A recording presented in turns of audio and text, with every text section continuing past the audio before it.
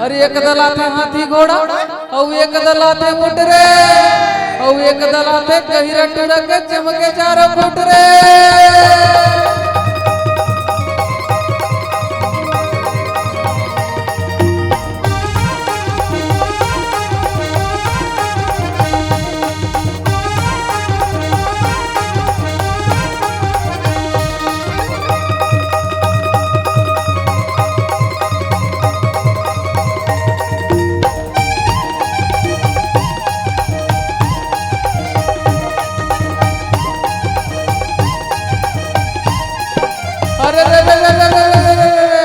अरे चित्रकूट के घाट में भैया ओ भाई संतन की भीड़े तुलसीदास चंदन घिसे के तिलक करे रघुवीरे।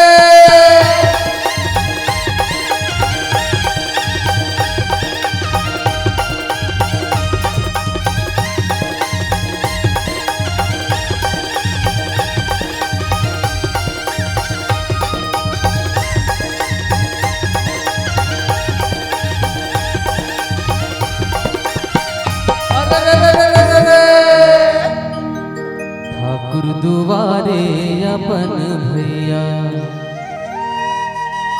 औ खाथन पान सुपारी औ खाथन पान सुपारी औ लोक छाया के लइका मनहा आयन तोर दुआरे।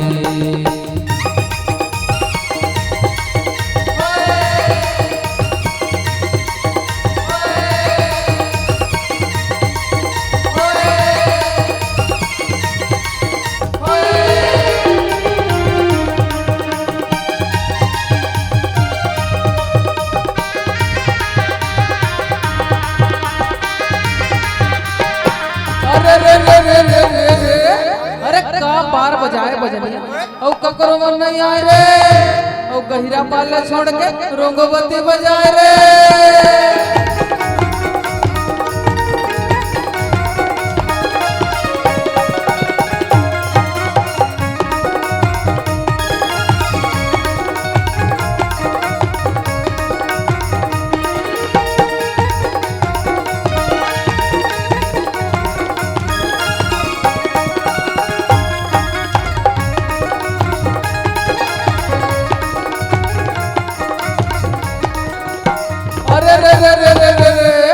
अरे आगे लगे पहाड़ में संगी और जरगे चंदन रुख रे और फाफा मिर्गा उड़ चले तो चाटी ले बचरा दुख रे।